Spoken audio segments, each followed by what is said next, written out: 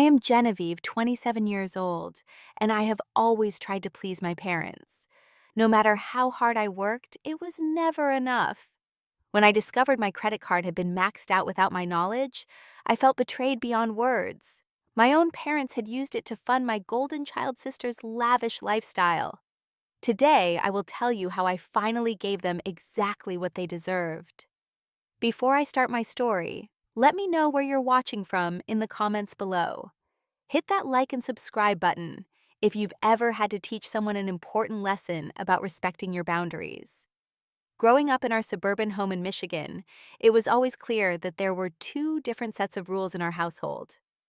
My sister Amanda and I were only 7 years apart, but we might as well have been from different planets based on how our parents treated us.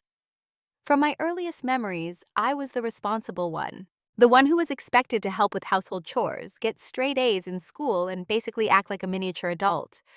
Amanda, on the other hand, was the baby of the family, and my parents, Harold and Diana, made sure she was treated like royalty.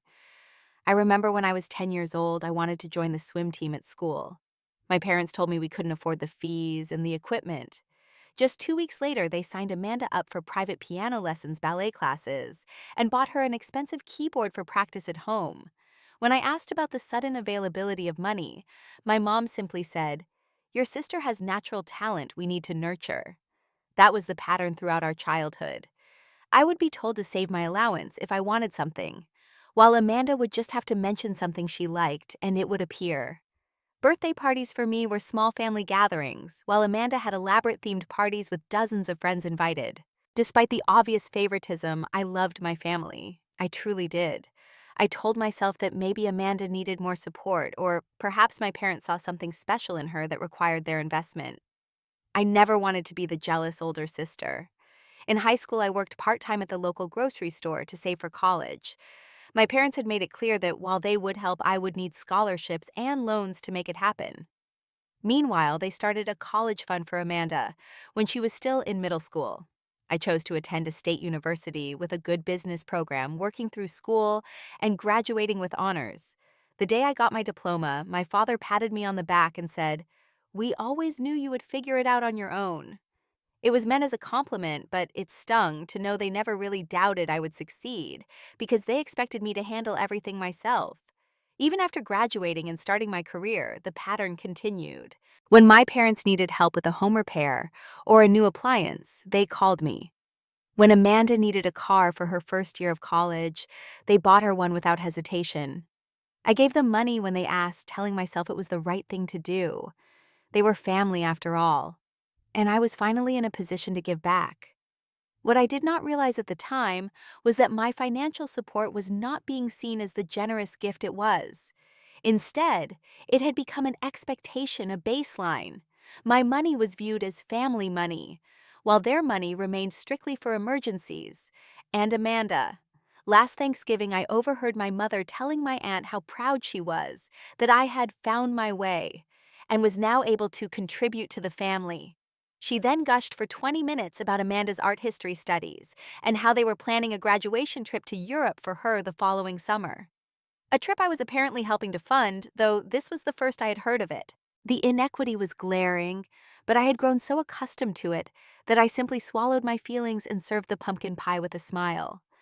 This was my normal. This was my family. And despite everything, I still wanted their approval. I still wanted to be the good daughter they expected me to be.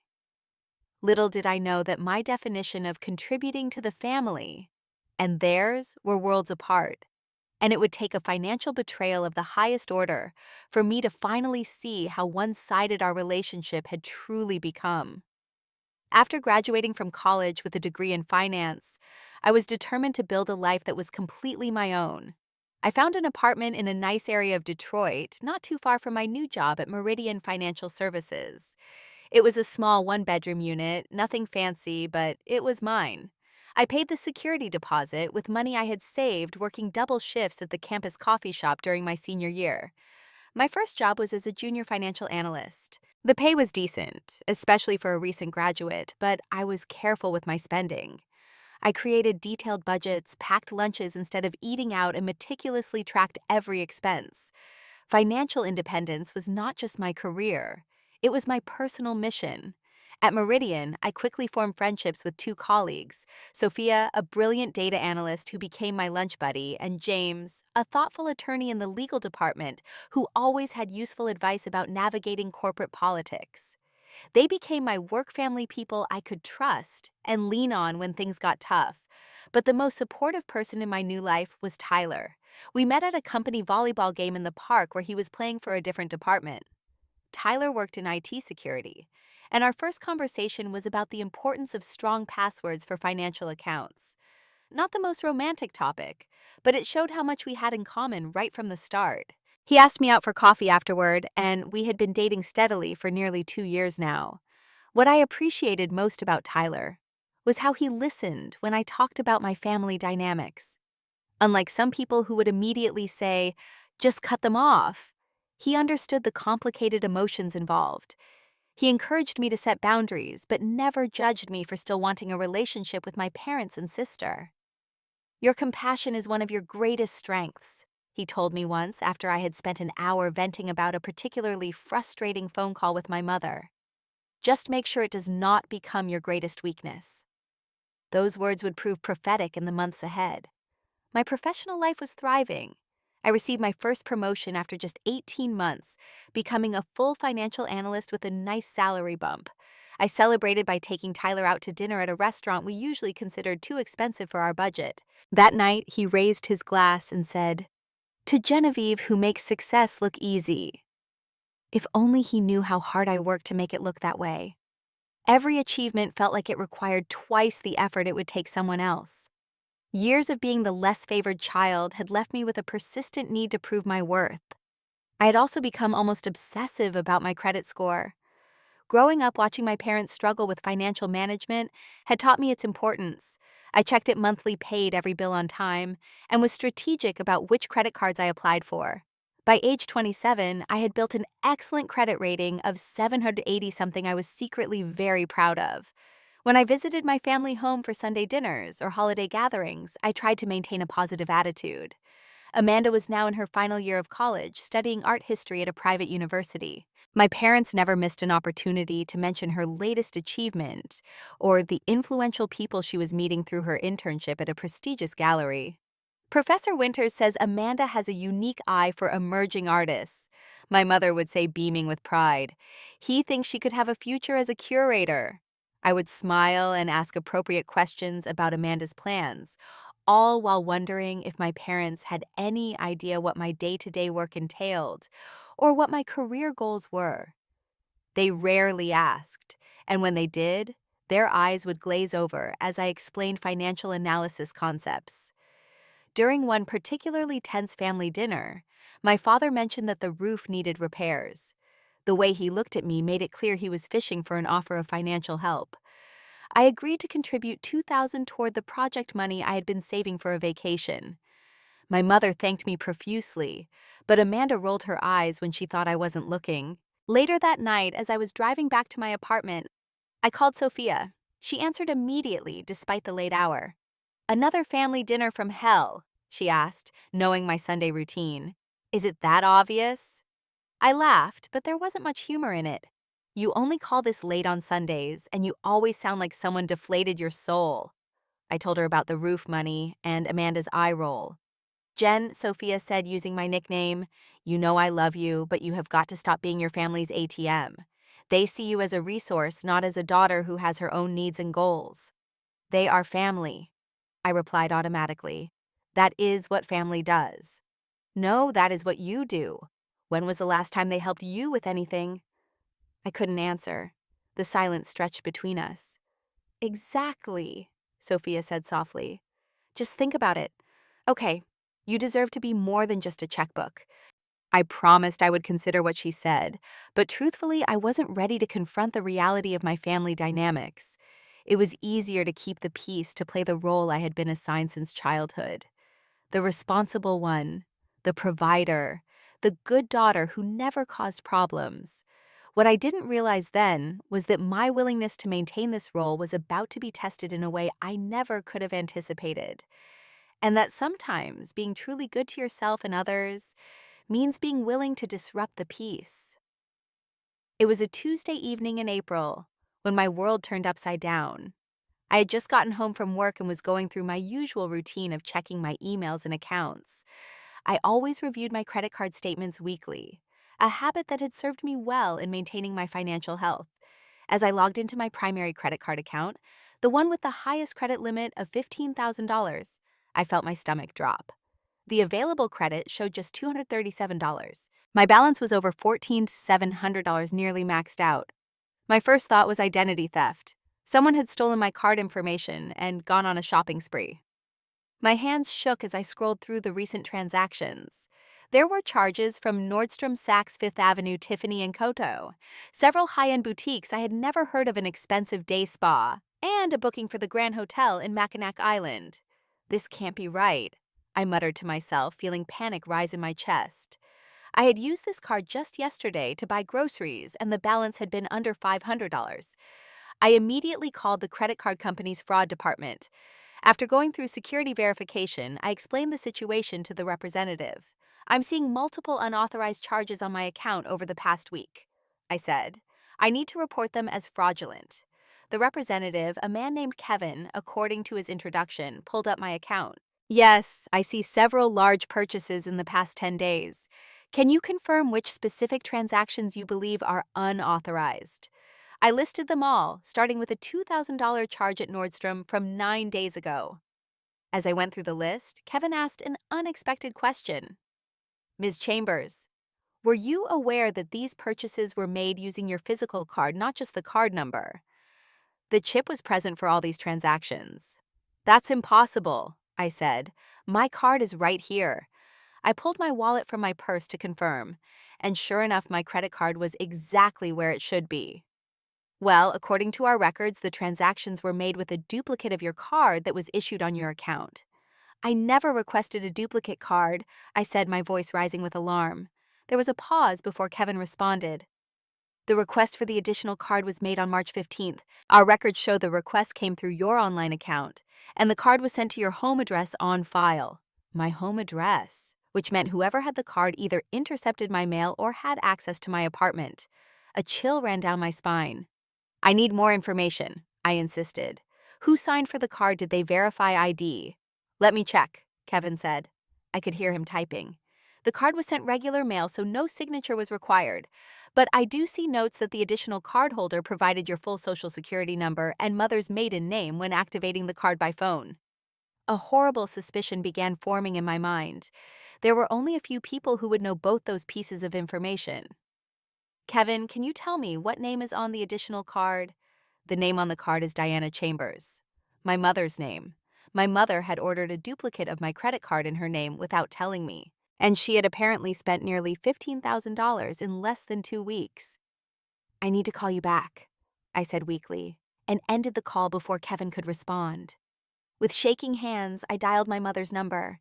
She answered on the third ring, her voice cheerful. "Genevieve, what a nice surprise. I was just telling your father we should invite you over for dinner this weekend." "Mom," I said, cutting her off. "Did you order a copy of my credit card?" There was a pause and then a sigh. "Oh, you saw the charges already. I was going to tell you about that." The casual way she acknowledged it made my blood boil. "Tell me what, exactly, that you maxed out my credit card without my permission." "Don't be so dramatic, Genevieve. It's not maxed out. And it's just temporary. Your father and I are helping Amanda prepare for her graduation trip to Europe. You know how important this opportunity is for her career networking." I couldn't believe what I was hearing. "So you committed credit card fraud because Amanda needed shopping money?" "Fraud. Don't be ridiculous. We're family. And you've always been so good about helping out.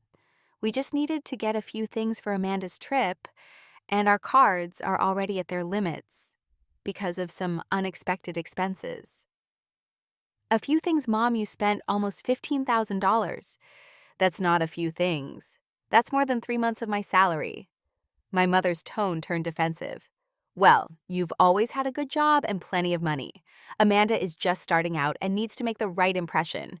This trip could determine her entire future." I felt like I was going to be sick. So you thought the solution was to steal from me? Because that's what this is, Mom. Theft. Now you're just being hurtful, she said, her voice taking on the wounded tone I knew so well. After everything your father and I have done for you. That was the final straw. What exactly have you done for me that compares to stealing $15,000? Name one thing. We raised you, Genevieve. We gave you a home and an education and love. And this is how you repay us, by accusing us of theft over a family matter. I took a deep breath, trying to calm the rage building inside me. I'm coming over tomorrow after work. We need to talk about this in person. All of us, including Amanda. There's no need to make a big scene, my mother protested. Your father and I will pay you back eventually. Tomorrow, I repeated, and hung up. I sat on my couch staring at my phone, too stunned to cry. The betrayal was so enormous that it didn't even feel real. My own parents had stolen my identity and maxed out my credit card, all to spoil my sister. And they saw absolutely nothing wrong with it. For the first time in my life, I wondered if Sophia had been right all along. Maybe these people weren't acting like family at all. Maybe they were just using me. And maybe it was finally time to show them there would be consequences for treating me this way. The next day, I left work early, telling my supervisor I had a family emergency. It wasn't a lie. By any measure, this qualified as an emergency, and it certainly involved my family, though not in the way anyone would have guessed. The drive to my parents' house took 45 minutes in rush hour traffic.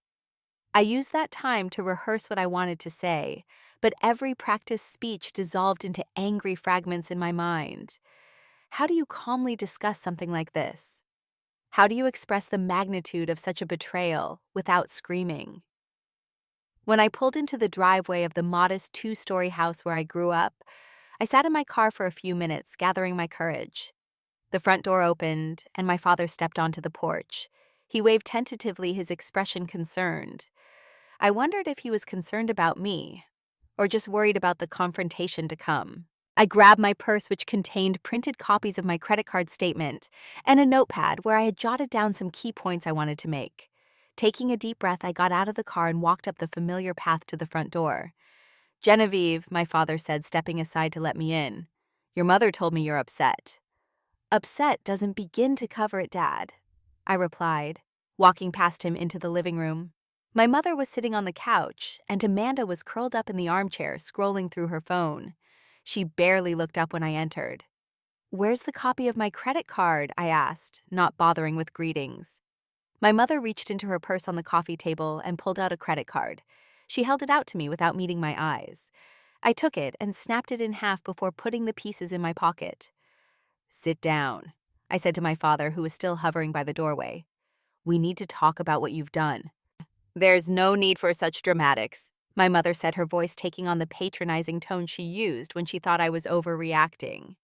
We're family, and families help each other. Is that what you call this? Help you committed identity theft and credit card fraud? These are felonies, Mom. You could go to jail. My father sat down heavily next to my mother. Now, Genevieve, that's going a bit far. Your mother made a mistake in not discussing this with you first, but we had every intention of paying you back. When? I demanded. And with what money? You just told me yesterday that all your cards are maxed out because of unexpected expenses. You two are already in debt, and now you've added my credit card to the pile. Amanda finally looked up from her phone. I don't see why you're making such a big deal about this. It's not like you can't afford it. You're always talking about your bonus and your 401k and whatever. I stared at my sister, momentarily speechless. She was wearing a designer sweater I recognized from the Nordstrom charge on my credit card. Around her neck was a delicate silver necklace, with a small diamond pendant, no doubt the Tiffany purchase. You, I said, pointing at her, do not get to talk right now. You're wearing thousands of dollars of my money, and you have the audacity to sit there looking bored. Don't speak to your sister that way, my mother snapped. She's under a lot of pressure preparing for this trip. It's a tremendous opportunity for her. And that justifies theft. You raised me to believe that taking things without permission is wrong. You punished me when I was 7 for taking a candy bar from the grocery store. But now you think it's okay to steal $15,000 from your own daughter. We didn't steal it, my father insisted. We borrowed it. There's a difference. And we would have told you, but we knew you'd overreact just like you're doing now. Overreact, Dad. You violated my trust in the most fundamental way possible. You used my personal information to obtain a credit card in Mom's name, and then you maxed it out on luxury items for Amanda. How exactly should I be reacting? My mother leaned forward, her expression earnest. Sweetie, we know it wasn't the best way to handle things, but you have to understand. Amanda needs to fit in with her classmates on this trip. They're all from wealthy families. She can't show up looking like she doesn't belong. So your solution was to make me pay for it without even asking me. Did it ever occur to you that I might have my own financial goals and responsibilities? But you've always been so good with money, my mother said, as if this justified everything. You have a stable job and a nice apartment. Amanda is still finding her way. We're just trying to give her the same advantages you had. I laughed bitterly. The same advantages I had. When did you ever spend $15,000 on me? When did you max out credit cards to buy me designer clothes or book luxury hotels for me? That's different, Al, my father said. You were always more practical. Amanda is artistic. She needs to make connections in her field, and appearances matter in that world. I couldn't believe what I was hearing. They were actually trying to justify their actions by saying I didn't need or deserve the same treatment as Amanda. That somehow my responsible nature meant it was okay to take advantage of me. Do you even hear yourselves? I asked. You're saying it's okay to steal from me because I'm responsible with money. And it's okay to lavish Amanda with stolen funds because she's not. How does that make any sense? You're twisting our words, my mother said, her voice rising. We've always supported both of you in the ways you needed. You never showed interest in designer clothes or fancy trips. You were always focused on saving and investing. Because you taught me I had to be, you made it clear from day one that I was on my own financially. I worked all through high school and college. I took out student loans. I built my credit score from nothing. And now you've potentially damaged it because you couldn't say no to Amanda for once in her life. Amanda stood up suddenly. This is stupid. I'm not going to sit here and listen to you attack Mom and Dad for trying to help me. If you were really as successful as you pretend to be, you wouldn't be freaking out over a few $1,000s. She stormed out of the room, her footsteps heavy on the stairs as she went up to her old bedroom. My parents watched her go with concerned expressions, as if her feelings were the most important thing in this situation. Now look what you've done, my mother said accusingly. You've upset your sister right before her big trip. That was the moment I knew. This would never change. I would always be the one expected to sacrifice, to understand, to forgive. Amanda would always be the one whose feelings and needs came first. I want the money back, I said quietly. All of it. And I want a plan for how and when you're going to repay it. My father sighed heavily. We don't have it right now, Genevieve. You know that. We're doing the best we can.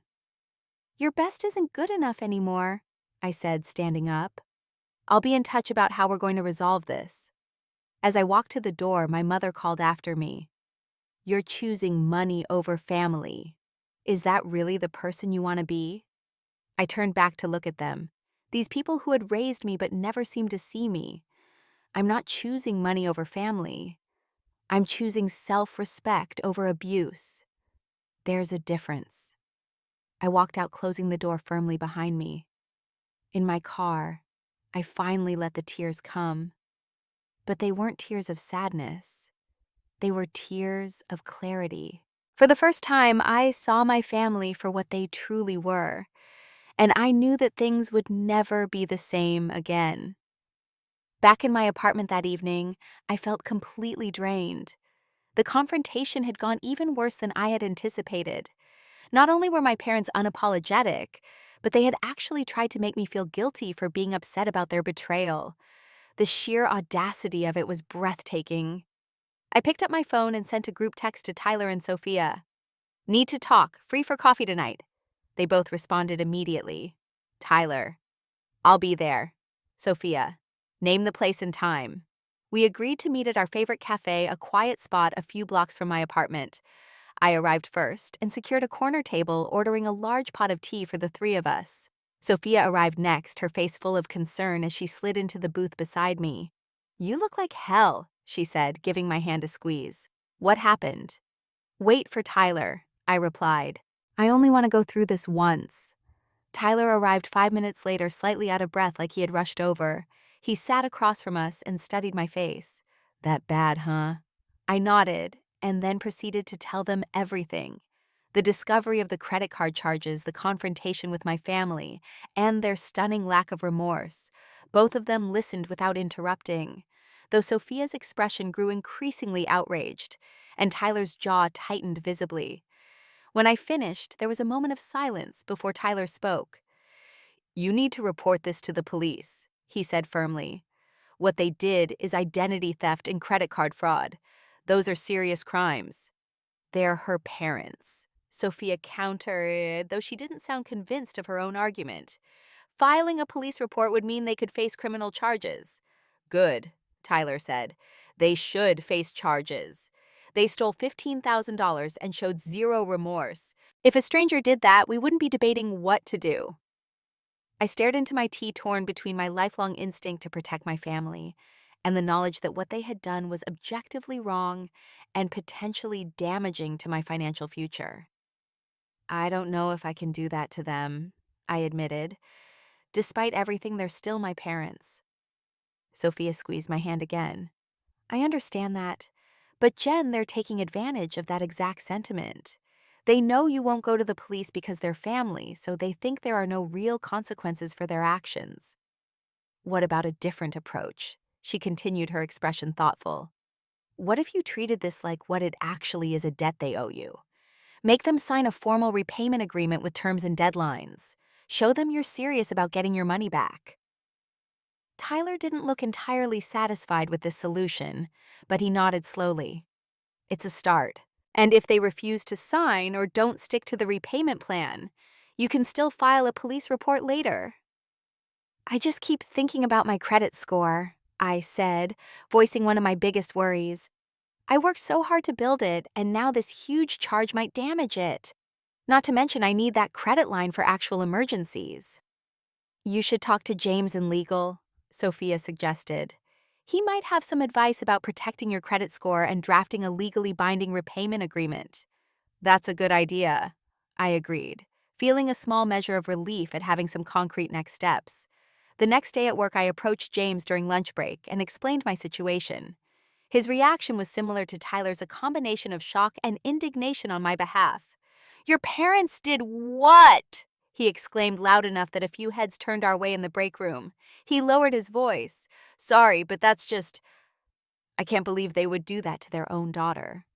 Neither could I said grimly. But here we are. I'm not sure I want to press charges, but I do want to protect myself and make sure they understand the seriousness of what they've done. James nodded thoughtfully. I understand. Look, I can help you draft a repayment agreement that's legally binding. We can include terms like monthly payment amounts, interest if they miss payments, and consequences for default. Would that really work? I asked. I mean, would it be enforceable? Absolutely. It's a contract like any other.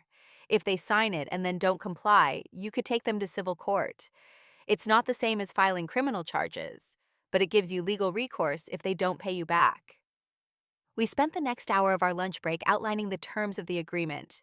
James suggested a 2-year repayment plan with monthly payments of about $625 plus interest.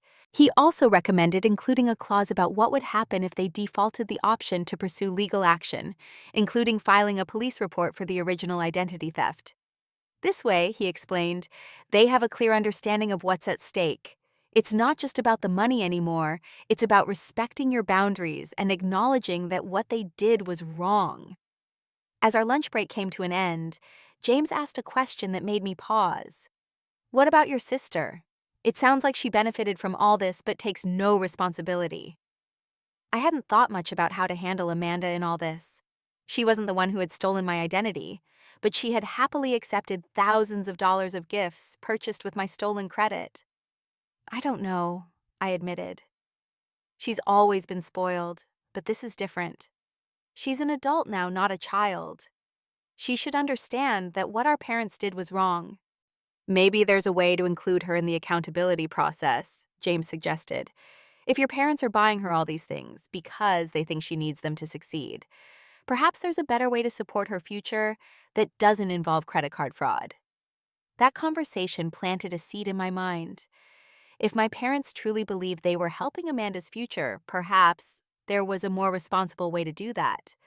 One that would teach all of them about financial responsibility rather than enabling their unhealthy patterns. Over the next few days, a plan began to form. It wasn't just about getting my money back anymore. It was about fundamentally changing the dynamics in my family and establishing boundaries that would protect me in the future. It was about teaching them a lesson they wouldn't forget, while still leaving the door open for a healthier relationship down the road. For the first time since discovering the credit card theft, I felt a sense of empowerment. I wasn't just a victim in this situation.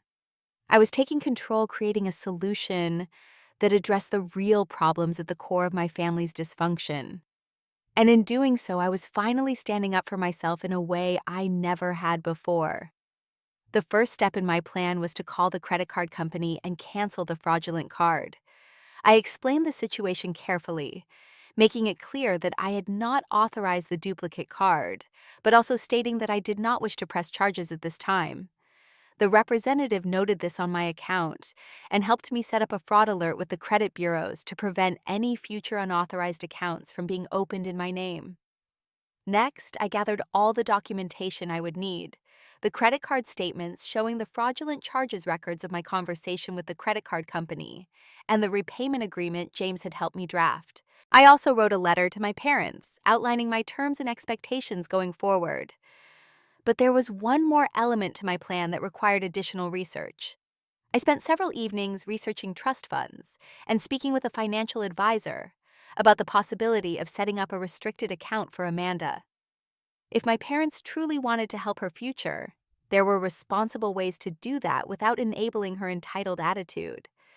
After a week of preparation, I felt ready to meet with my family again. I called my mother and asked her to make sure everyone would be home on Saturday afternoon. She tried to ask questions about what I wanted to discuss, but I kept my responses vague, saying only that I had a proposal regarding the credit card situation. When Saturday arrived, I dressed carefully in a professional outfit I might wear to an important meeting at work.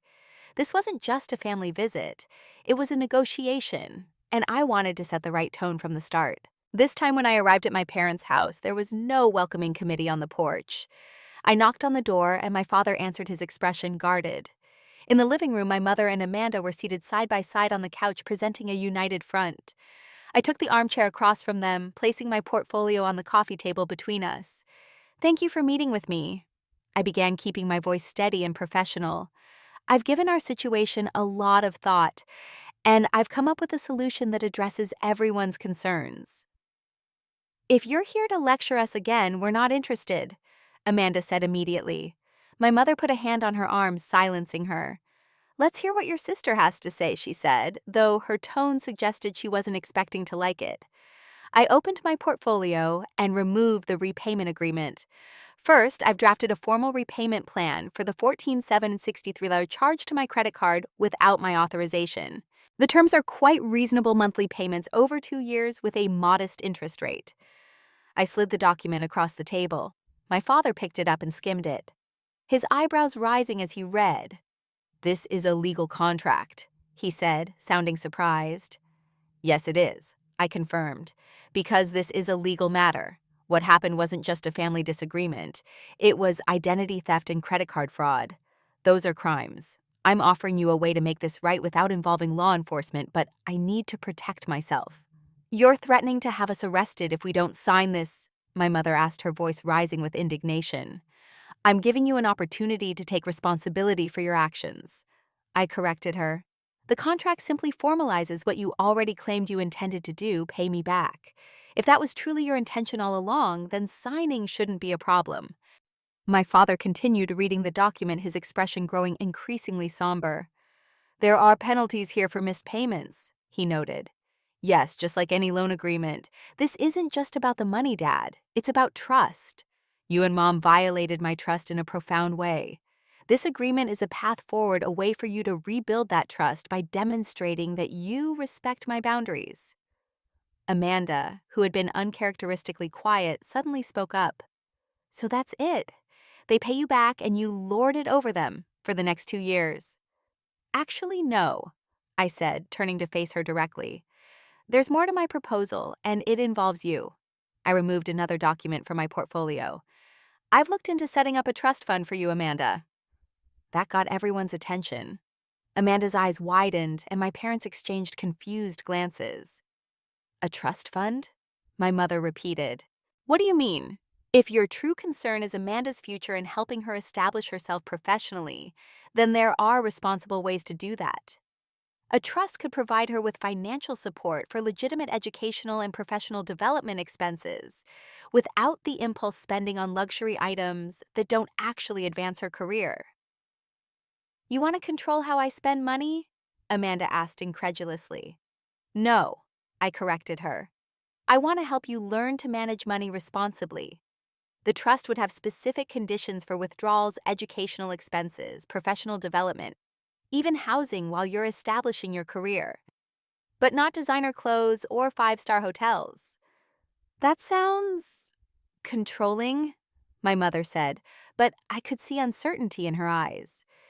It's actually quite generous, I countered. I'm offering to set aside some of my own money to help Amanda despite the fact that you just stole thousands from me. But I'm not willing to simply hand over cash that will be mismanaged. The trust ensures the money goes toward actually building Amanda's future, not just funding a luxury lifestyle she hasn't earned. And what if we don't agree to your terms? My father asked, his voice quiet. I met his gaze steadily.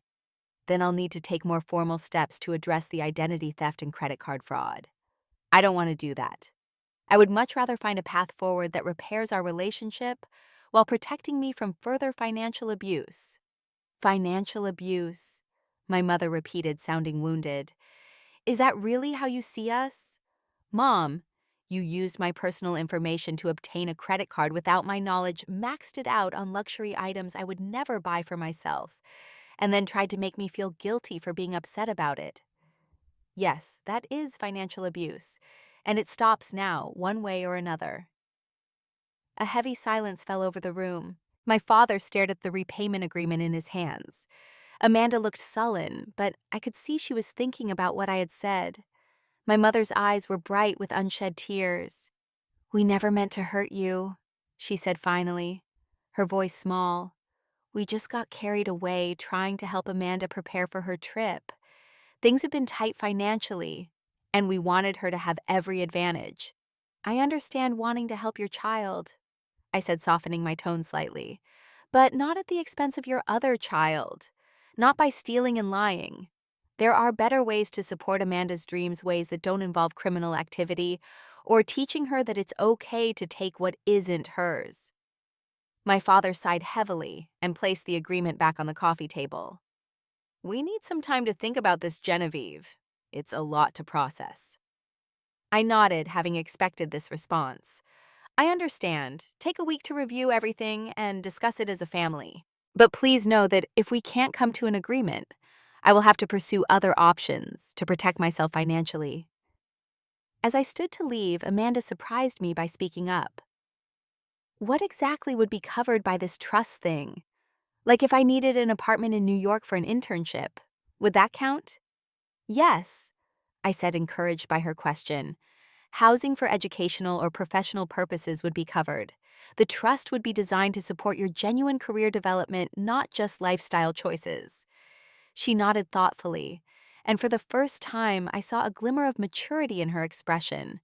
Perhaps being held accountable wasn't the worst thing for her after all. I gathered my remaining documents and headed for the door. This time no one tried to make me feel guilty for standing up for myself. No one accused me of choosing money over family. It was a small victory, but a significant one. The dynamics were already shifting, and we had only just begun the process of redefinition. As I drove home, I felt lighter than I had in weeks. I had faced my family with clarity and strength, offering them a path to redemption while standing firm in my own worth. Whatever they decided, I knew I had done the right thing. I had finally given myself the respect I deserved, and in doing so, given my family the opportunity to become better versions of themselves. The ball was in their court now, and for once, I wasn't anxiously waiting for their approval. I was at peace with my decisions, confident that I had acted with integrity and compassion even in the face of betrayal. That alone was worth more than any amount of money they had taken from me. For the next few weeks, communication with my family was minimal. My father texted once to ask a clarifying question about the repayment terms, and my mother called to inform me that they were still discussing things. I gave them space, focusing instead on my work and rebuilding my sense of financial security.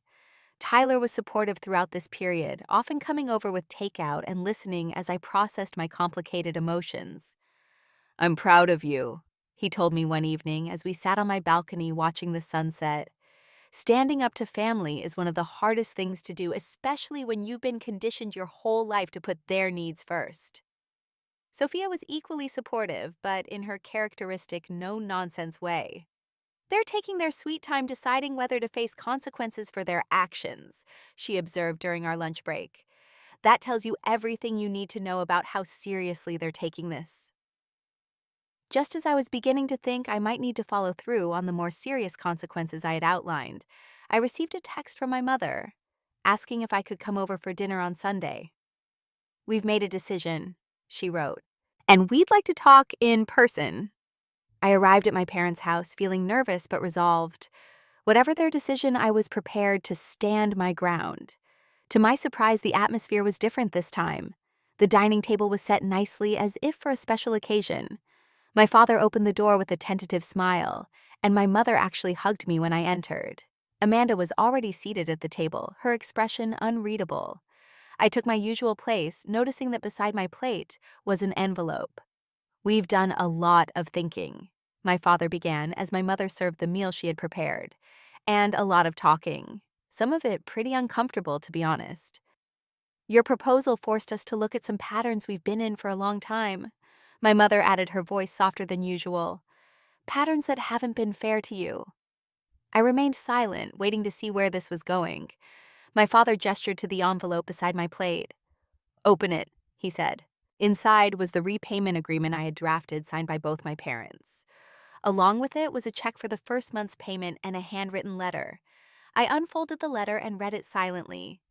"Dear Genevieve," my mother had written, "we owe you more than just money. We owe you an apology.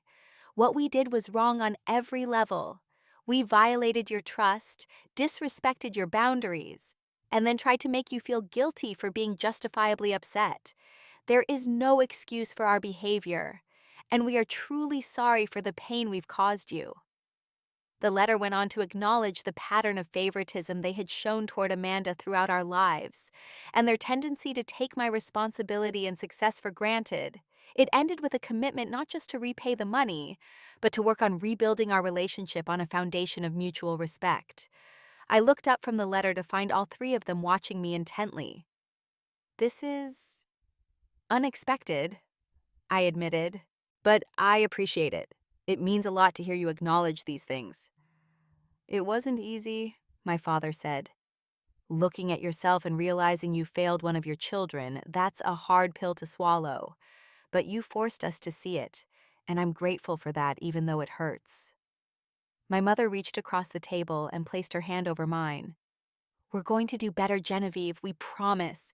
The repayment plan is just the beginning. We want to rebuild your trust if you'll give us that chance." I felt a lump forming in my throat, but managed to nod. "I'd like that." Then Amanda cleared her throat. "I have something to say too." She seemed uncomfortable but determined. "I was a jerk about all this and I'm sorry. I never thought about how my stuff was being paid for or how it affected you. That was selfish." She reached into her pocket and pulled out a small velvet box. "This is the necklace from Tiffany's. I'm returning it. I already took back most of the clothes too, except for one outfit I needed for a job interview." "A job interview?" I asked, surprised. Amanda nodded, a hint of pride in her expression. "Yeah, at the University Art Gallery. It's just part-time while I finish school, but it pays. I decided I should start earning my own money instead of always expecting handouts." I was genuinely impressed.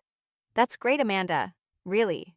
And, she continued, I've been thinking about your trust fund idea. At first I was offended, but actually it makes sense. I do need help with career stuff, and having some boundaries around money would probably be good for me. My mother smiled encouragingly at Amanda before turning back to me. We've all been doing a lot of soul searching. Your father and I realized we haven't been doing Amanda any favors by constantly bailing her out and giving her everything she wants. That's not preparing her for the real world.